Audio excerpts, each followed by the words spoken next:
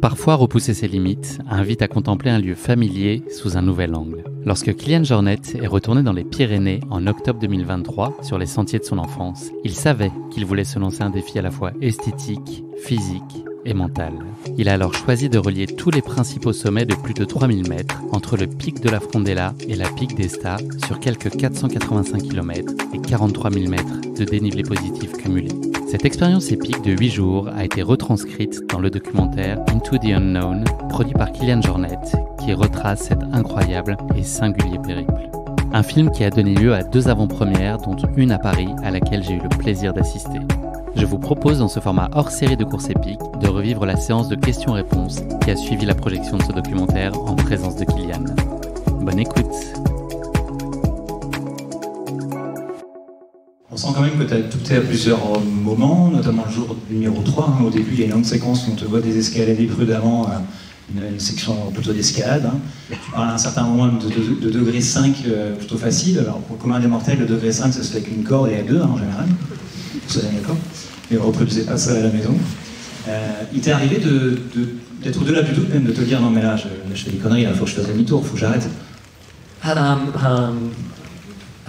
mais en fait, c'était pas forcément sur les sections les plus difficiles, parce que les sections plus difficiles de 5 et tout, le plus difficile c'était un 5 plus à ouvrir sur le reste de la valise. Et là, c'était vraiment assez dur, mais bon, c'est dur. Tu grimpes, mais c'est des mouvements par tu fais, c'est des endroits que même si tu ne connais pas, c'est des endroits où quand tu le vois. Après, il y a eu un moment à monter pour monter aussi en dehors de ça que le gardien de là m'a dit non mais en fait tu ne prends pas le chemin normal parce que si tu fais un demi-tour tu perds les glaciers, tu tires tout droit, tu pars à gauche. Et j'arrive au glacier, j'ai commencé à grimper, je me dis non mais là il y a qu'un passage là. Et c'était par exemple, c'était pas dur du tout, c'était peut-être du 4 plus, mais en fait c'était du 4 plus sur un rocher qui était tout c'était du glacier, donc il y avait du sable. Plus il y avait des chutes de cailloux, tu es là, tu es en train de traverser, il y a de l'eau qui coule d'un côté, tu fais 3-4 pas sur du mouillé avec de la lave, tu dis non là, je ne vais pas redescendre parce que c'est tout glissant, du coup j'espère que je trouve quelque chose pour sortir parce que sinon là je suis vraiment dans la merde. Et que tu sors de là, voilà. Je suis content, donc c'est pas la difficulté, c'est pas les portions les plus difficiles techniquement, mais c'est parti, tu dis, ouais, je sais pas qu'est-ce que j'ai pas. Sur la lecture d'itinéraire finalement. Oui, c'est la lecture d'itinéraire et vraiment tu t'engages. Et tu te mets un petit handicap en plus, parce que sinon c'est trop facile, au bout d'un moment le portable part pour un petit saut, et tu n'as plus possibilité de consulter des topos ou quoi que ce soit. C'est un peu la liberté qui commence finalement. C'est ça en fait, c'est ça qui était intéressant, c'était que oui, j'avais pas beaucoup d'infos, mais quand même j'avais le portable, donc j'avais la trace GPS du parcours que j'avais dessiné.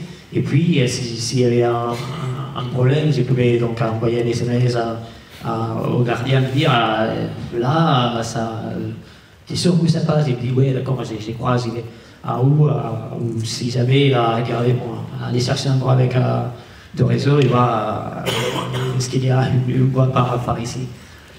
Et en fait, c'était au 5, bon, le 5e, 6e jour, en fait, c'était une grosse étape, donc c'était pas. Et à la fin de cette longue étape, j'ai après un rappel, le téléphone qui tombe. Et là, du coup, les derniers 3 jours, j'avais plus d'infos. Et ce qui était intéressant, c'était que ça changeait complètement tout. Déjà, c'est une chose que je me suis rendu compte plusieurs semaines après, c'est que j'ai commencé à avoir cette expérience de déjà vu à partir de ces moments. Et c'était quand j'étais très fatigué et j'avais plus d'informations. C'était comme j'allais chercher, comme j'avais pas accès à l'information, j'allais chercher, j'ai posé la question à moi-même et c'était déjà plus qui me donnait la réponse à moi-même pour à quel endroit continuer, comment trouver le sentier. Là, c'était la fin de cette 6e étape, c'était vraiment dire, j'ai fermé la lumière, j'ai regardé la silhouette des montagnes, j'ai dit, oui, donc Roussel, ça va être ce sommet-là, donc azimut jusqu'au pied de la paroi, aller avec la frontale, regarder où ça grimper, grimper, arriver au sommet, et les ronds là, le prochain sommet est fermé, et c'est bon. Baniviana, c'est là, c'est cet endroit-là qu'on voit. Et il y a la lune à ce côté-là, il y a un lac avec un réflexe là, donc il faut que je continue avec la lune toujours à ses côtés, le lac au reflet là, pendant sur la crête jusqu'à arriver au prochain sommet. Donc c'était une autre façon de s'orienter. C'était tellement beau de chercher des réponses qu'on trouve sur l'information dans des choses qu'on sait faire mais qu'on n'utilise pas, et c'était liberté, ouais. Alors ça c'est très bien tant que ça marche aussi, d'avoir ces impressions de déjà vu et qui effectivement se vérifient sur le terrain, mais ça a pu aussi éventuellement te prêter confusion, te porter un peu dans des chemins qui n'étaient pas les bons, tu as perdu un peu de temps, tu parlais bien et demi à un moment, c'est des choses qui parfois t'écartaient du bon sens, on va dire. Ouais, ou plus, ouais, parfois tu perds, et à un moment tu es frustré parce que tu dis alors là, tu es fatigué, j'avais vraiment mal les derniers jours partout, les mains même, de passer autant d'air à grimper, les pieds de passer autant d'air à marcher et tout, et là tu te dis non mais là je vais pas faire demi-tour, mais finalement après quand tu réponds à ces moments quand je suis perdu, tu fais des conneries, des trucs comme ça, là tu te dis c'est beau quand même parce que ça. Alors, juste avant de vous passer le micro, peut-être encore une question par rapport à cette fameuse journée de 36 heures, et qui pose finalement beaucoup de questions, la question de la fatigue, la question de l'alimentation. Comment tu arrives à gérer tout ça dans cette espèce de journée qui est un concentré de ce qui se fait mieux, on va dire, en endurance? Je sais pas comment, c'est pas si c'est une chose à suivre, hein, c'est pas un conseil là.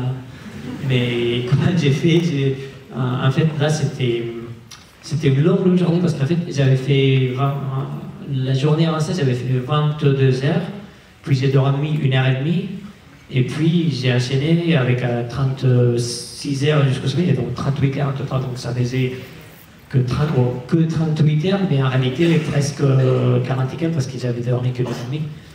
Et en fait là, bon, tu t'avances, tu dis bon, il faut juste continuer, il faut pas penser à...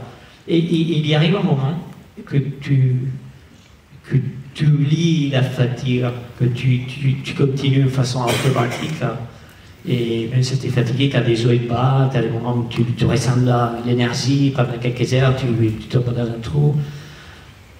Mais ouais, c'est quand même, tu te laisses fluir. Et l'alimentation, en fait, là, les derniers jours, c'était dans la FOI, je prenais une omelette de pommes de terre complète, et j'ai mangé les 3 derniers jours, en fait, ouais, j'ai mangé 3 omelettes chaque jour au milieu du parcours. C'est un peu ça, l'alimentation. Hein. Alors juste aussi par rapport à ces omelettes, on peut dire que c'est quand même un gros travail d'équipe parce qu'on te voit courir seul ou à deux. Mais il y a du monde en bas qui prépare la logistique, qui te trouve dormir, etc. Tu peux nous dire un mot sur tous ces gens qui ont gravité autour de vous? Ben oui, c'était un effort d'équipe aussi, parce qu'il y avait déjà Jonathan qui m'a suivi pendant plusieurs sections, Martha et Wade, les gardiens qui m'ont suivi aussi un peu les derniers jours, et aussi l'équipe. Donc il y avait ma mère, Aina, Mireia, qui m'ont suivi. Du coup, elle suivait en bas, donc où j'ai finissé toutes les étapes et s'assurer que j'aille manger, que j'aille aller dormir, remplir l'eau et toutes ces logistiques. Et aussi, bon, du coup, il y avait aussi un photographe et un caméraman qui ont vécu aussi de belles choses parce que chaque jour, ils montaient dans un sommet et comme je ne savais pas. Bon, j'avais que prévu des horaires parce que je ne connaissais pas le parcours et parfois il devait attendre pendant 20 heures dans un sommet à regarder bon, il est où, et puis bien. On peut applaudir l'équipe aussi, qui est là. Oui,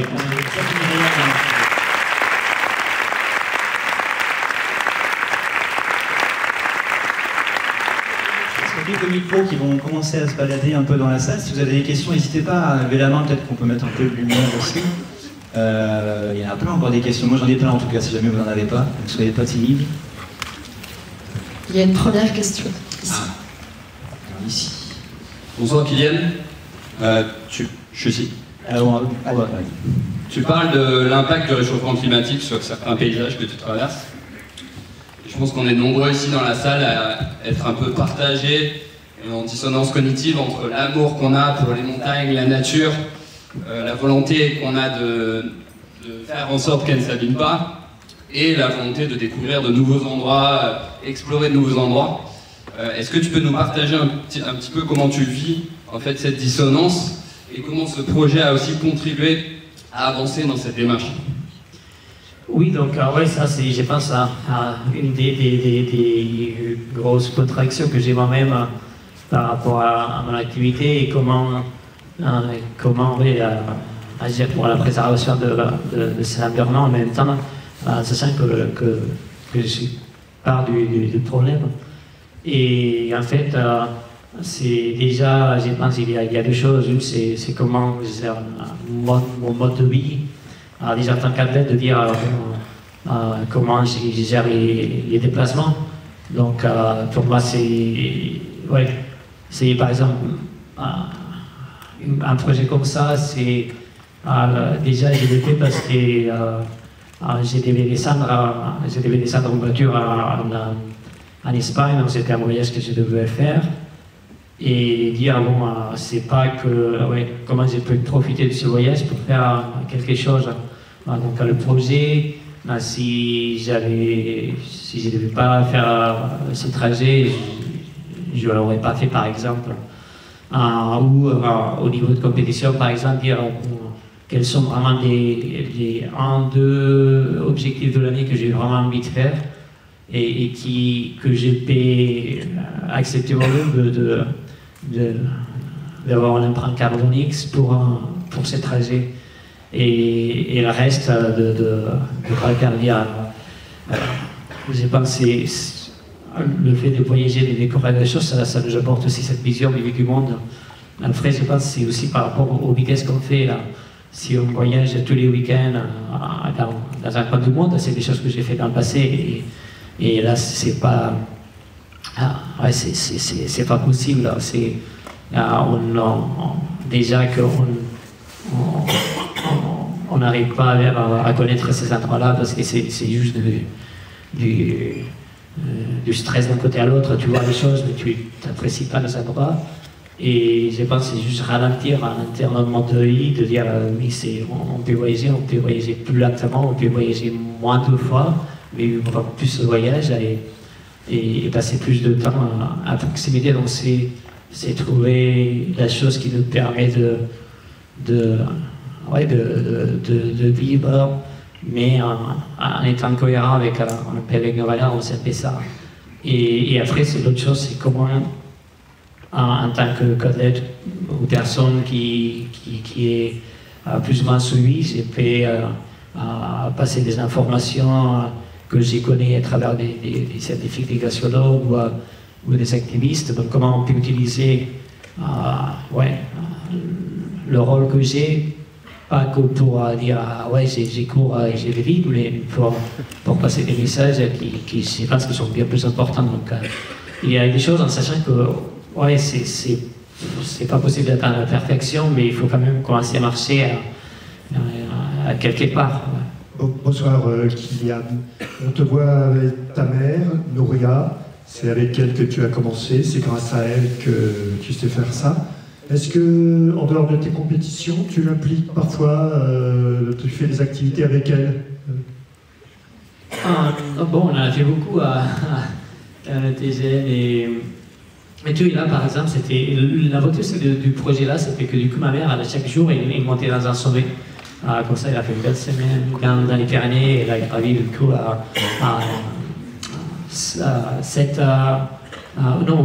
8 sommets de 3000 mètres, donc ça a vraiment partagé une partie de la route, et c'est vrai que c'est comment on peut adapter aussi à des activités qu'on fait à différentes vitesses et trouver ces moments. Moi, et c'est avec ma mère, donc on peut profiter de ces moments-là quand on gravit, même si j'ai le projet là et on se retrouve que quelques fois dans la traversée.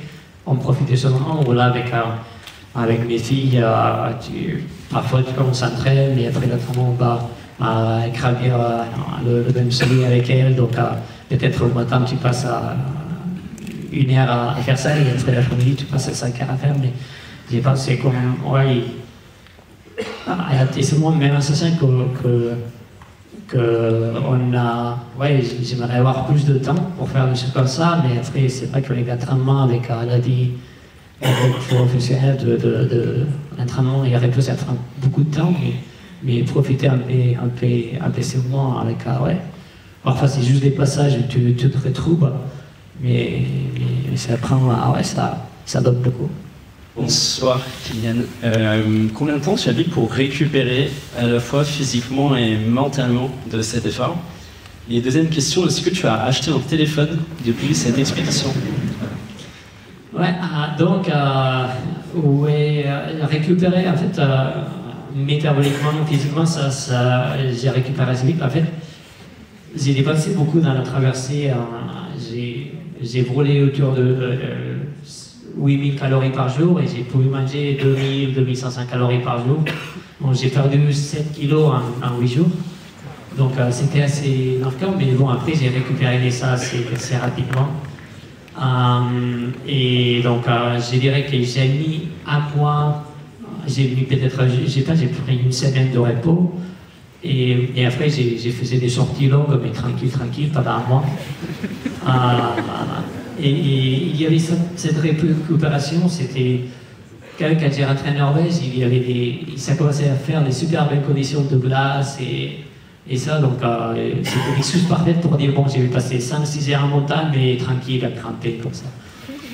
Mais par contre, la récupération de la peau des pieds et des mains, ça m'a mis un mois. Pendant un mois, chaque jour, j'avais une couche de peau dans la main et une couche de peau dans les pieds. Donc ça a mis un petit temps. Et mentalement, c'est aussi, bon, il y avait eu beaucoup d'émotions, il y a eu ça, ouais, peut-être aussi quelques semaines à récupérer mentalement toutes les émotions que j'ai vécues. Et après, bon, tu rentres à la maison, c'est la vie du jour à jour, tu ne peux pas non plus te faire le zombie, quoi. Tu rentres de là, le lendemain, tu dois emmener les filles à l'école, après ils se lèvent à 5 h le matin, tu n'es pas là, non, mais là je suis fatigué, non, attends. Avec la récupération, tu finis quoi. Et pour le téléphone, ouais, en fait, ouais, j'en ai racheté un et j'ai fait une chose que Jonathan, il avait ça et il m'a dit, mais tu fais quoi de pas le voir, mais en fait, je ne sais pas si vous voyez, mais là j'ai fait un trou de la caisse, j'ai mis une cordelette, donc du coup là, quand j'ai fait le montage, j'ai mis un mousqueton. Et là, si ça tombe pas loin, quoi. Je peux te donner ton 06. Tu as parlé de tes filles, justement. Est-ce qu'on voit si depuis que t'es papa, ça a changé ta pratique de la montagne, à la fois dans la façon de organiser les entraînements, mais aussi dans la plus de ça s'agit par rapport à l'organisation, bien sûr, parce que, ouais, avant, tu as plus de temps, tu peux faire un peu comme s'organiser comme vous voulez. Et là, par exemple, on a un routine qui est beaucoup plus marqué. On s'entraîne de 9h à 3h quand les filles sont à l'école. Et là, si on veut faire 2 séances, il faut faire les 2 séances à temps. Et le week-end, par exemple, j'ai un entraîneur chaque jour, quand elle dorme, ou on partage un peu avec lui, mais le week-end, on ne fait pas des longs entraînements, on va juste faire des activités avec les filles. Donc la logistique de la semaine, ça change beaucoup. Et aussi par rapport au déplacement, il y a la partie, en fait, la partie environnementale aussi, ça me marque plus sa naissance, de dire comment, à quoi j'ai investi mon temps, mon argent, mes trucs. C'est pour laisser quelqu'un pour elle. Mais aussi, par rapport, j'ai envie de passer du temps avec mes filles. Donc, on dit, on base sur cette course. Là, j'ai descendu des gamins, j'ai fait ça. C'est 3 jours, tu vois, j'ai fait un lit, on rentre. Et c'est tout, j'ai pas envie de passer plus de temps ailleurs. J'ai envie de rester à la maison et où, quand on était partis en Himalaya, on était partis tous ensemble. Donc, en expé, on reste à Natchiaza ou à Territé, et tout à Bali. Puis, bon, j'ai fait un jour, je pars, je monte en acclimatation jusqu'à X, c'est pas cette nuit, j'arrive descendre le soir au village, et quand on fait un push, c'est push depuis le village, tu vas descendre. Donc, ça change de logistique, ça c'est sûr. Et par rapport à la prise de risque, pas montagne, ça c'est quelque chose que je ne savais pas avant, si ça allait changer ou pas, tu n'étais pas prévoir, je pense. J'avais des amis qui ont changé complètement sa façon de voir les risques après avoir des enfants, et d'autres qui n'avaient pas changé.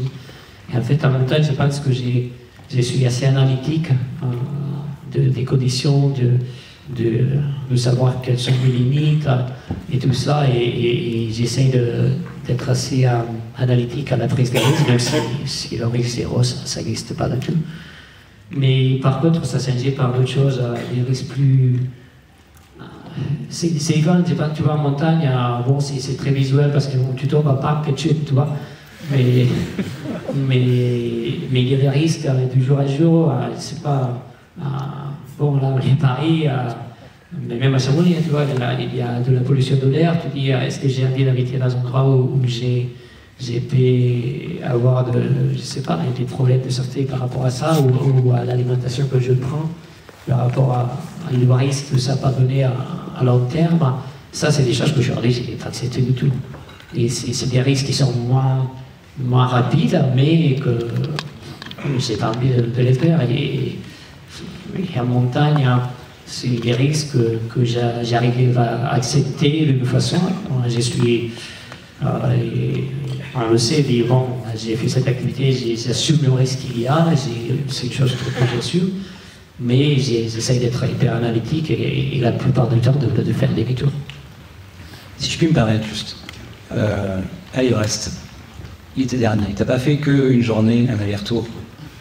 Tu es allé tenter quelque chose de plus ambitieux, la face ouest de l'Everest, et il s'est passé des choses imprévues.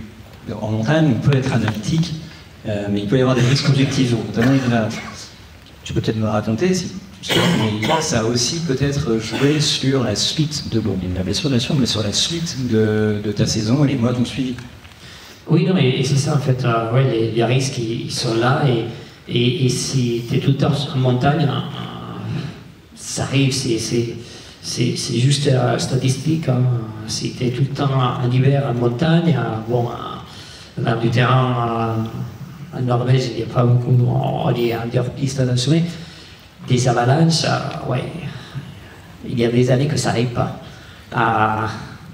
Donc les risques sont là, il faut bon, les contrôler, ça veut dire.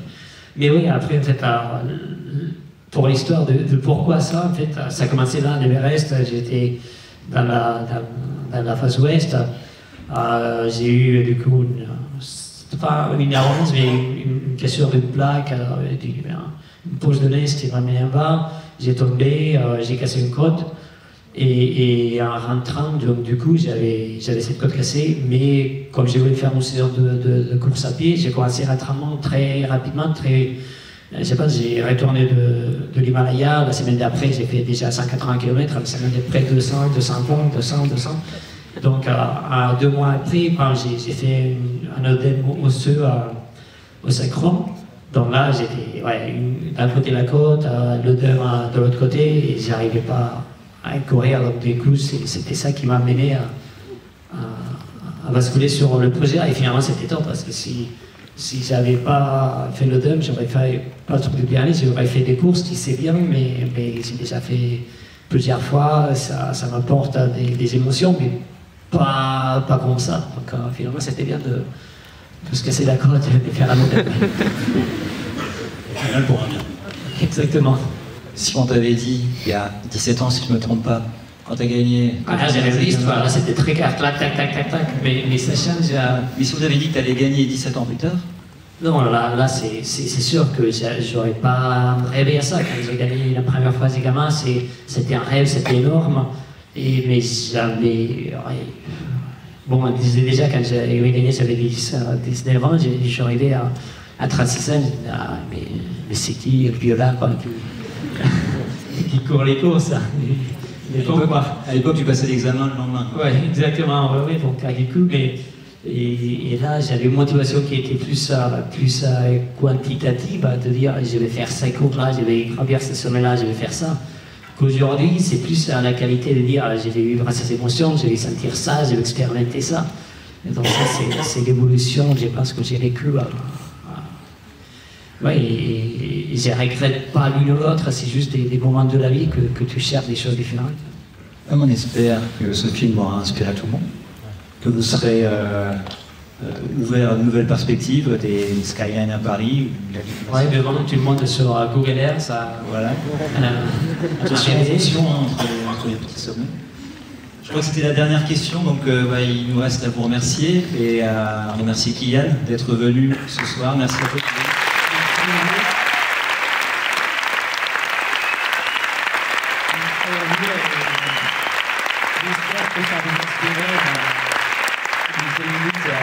Sortir des lots, à profiter, à chercher, à vous challenger, à chercher des parcours qui vous transforment aussi. Merci beaucoup.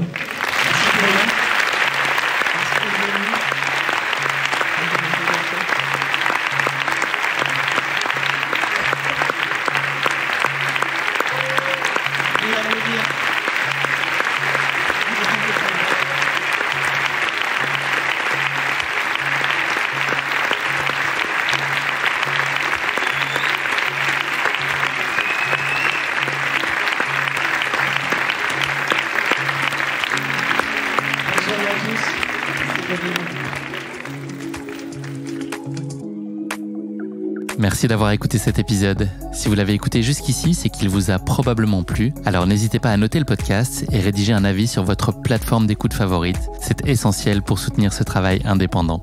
Cela ne vous prendra que quelques secondes et ça change beaucoup de choses pour le podcast. Et pour être sûr de ne manquer aucune course épique à venir, n'oubliez pas de vous abonner sur votre plateforme d'écoute. Merci encore infiniment pour votre soutien, votre fidélité et vos chaleureux messages que je lis et auxquels je réponds avec un immense plaisir. S'il vous plaît, continuez.